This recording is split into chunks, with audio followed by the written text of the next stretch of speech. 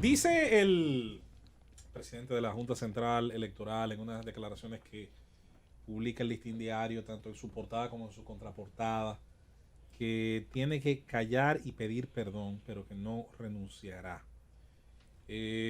No voy a convertir en una especie de cruzada de vida o muerte o una especie de no voy a ser el motivo de mi presencia ante los micrófonos de la República la idea de que tiene que renunciar sí o sí Julio César Castaño Guzmán. Creo que en otras latitudes la institucionalidad se lo hubiera exigido. Pienso que en otra sociedad donde hubiera una cultura del cumplimiento era algo natural, ocurriría por gravedad, ocurriría antes incluso de que tal vez la sociedad en algún momento dado le pase el filtro. Ayer casualmente me tocaba ver un tema relacionado a la figura de Richard Nixon y una especie de juicio histórico que estaba viendo de él, de elementos a favor, elementos en contra, y el tema de su renuncia. Es bueno que se sepa que el solo hecho de haber decidido la renuncia, que no tuvo la espectacularidad de la de su vicepresidente Spiro Agnew, pero que más o menos le convocaban razones similares, generó en una parte de la sociedad estadounidense, una parte, porque obviamente no toda compró ese mensaje, generó un espíritu, ¿saben qué? De perdón. Logró, a partir de la renuncia al poder, y se entiende que el presidente de esa nación es, al menos como culturalmente siempre se ha dicho, el hombre más poderoso del mundo, la idea de la renuncia a un poder tan grande generó en mucha gente que tenía críticas alrededor de esa figura política y que todavía al día de hoy probablemente tenga evaluaciones no necesariamente positivas sobre lo que fue su paso por la primera magistratura de su nación. El solo gesto de hacerse a un lado facilitó el proceso de estar en el eje de una polémica y de estar, por cierto, en un juicio político que pudo haber salido perfectamente mal para él, apenas unos años después, a hacer una vida fuera de la presidencia, con las típicas charlas, invitaciones, actos protocolares, hasta su muerte. Bueno, yo recuerdo, estaba pequeñito, pero recuerdo la muerte de Nixon en el 94, creo, y se le hicieron los típicos méritos de la figura presidencial. Claro, ahí entran otros detalles, el indulto de su sucesor, que obviamente le ayudó mucho a pasar menos trabajo que el que tal vez debía, pero la renuncia voluntaria, no hay dudas de que facilitó la reinserción de su figura dentro de la valoración histórica de su nación. En países como los nuestros, no es ni común, ni es la regla, ni se espera que las renuncias, sobre todo ante expectativas no cumplidas, ante choques de intereses o ante rupturas políticas o ideológicas, son grandes rarezas.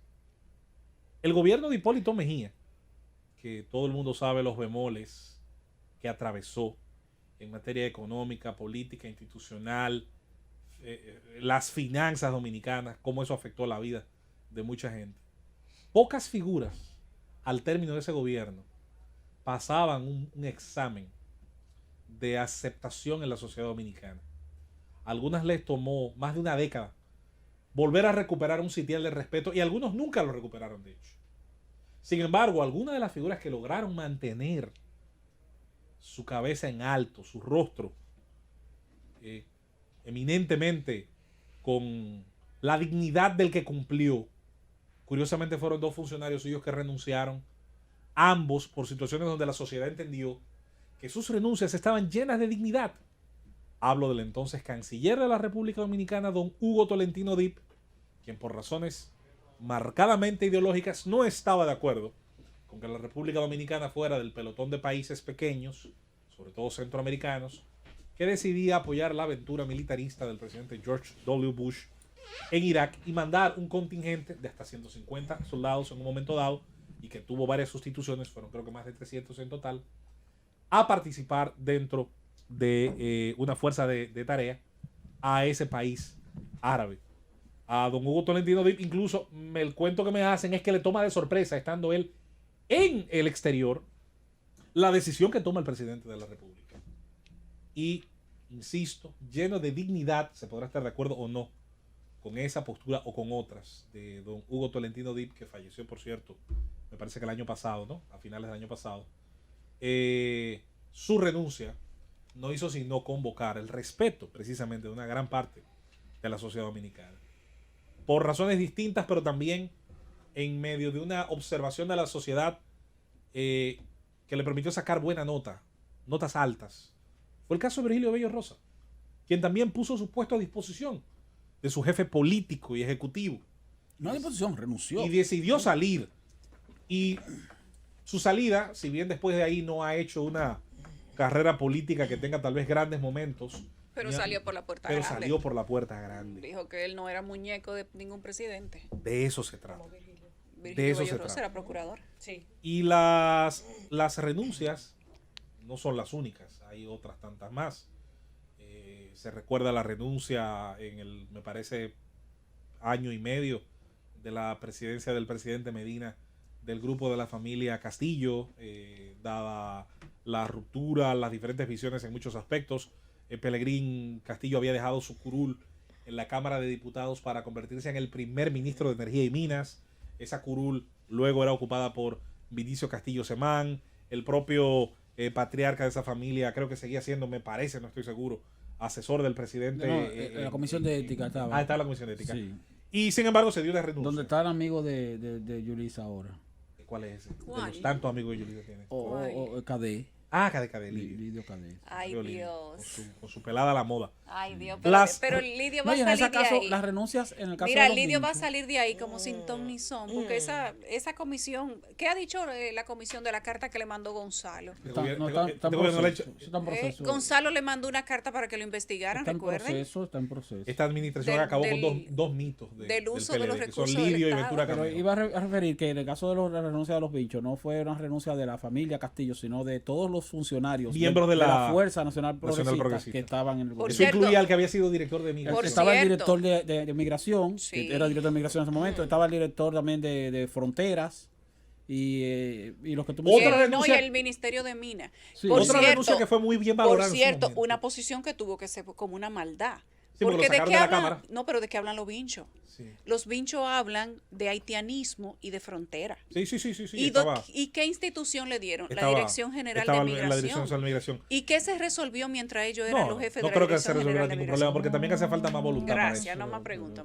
Una renuncia que en su Yulisa momento fue esa muchacha en su momento fue bastante admirada porque también iba a contracorriente con la cultura de la política dominicana, fue la de nada más y nada menos que el amigo Marchena, quien hoy nueva vez ha sido el speaker, el vocero del presidente de la República, que ha estado al mando de la Dirección de Comunicación del Palacio Nacional en el gobierno de Danilo Medina. Pero es bueno recordar que él tuvo ese mismo cargo, quizás no con todo el poder que ahora ostenta, a partir del año 2004. Y decidió dar un paso al costado, me parece que en el año 2006 finales, o inicio del 2007, no recuerdo con exactitud. Fue cuando la salió, fecha. cuando Cuando Danilo decidió lanzar su Sí. proyecto presidencial de cara a la convención del año 2007 del Partido de la Liberación Dominicana, el señor Marchena decidió en una carta que recuerdo perfectamente incluso parte de cómo estaba redactada, decidió acompañar a quien le había jurado lealtad,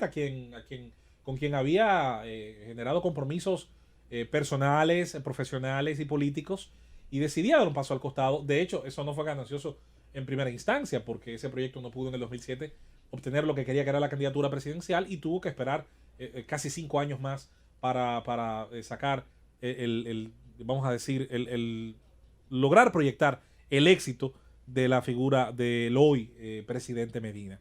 Esos casos que bien pudieran multiplicarse. Espérate, no se me olvida. El padre del buen amigo Alejandro Fernández Whippler, economista brillante y una personalidad que sobre todo vierte una enorme cantidad de su conocimiento a través de sus espacios y de sus redes.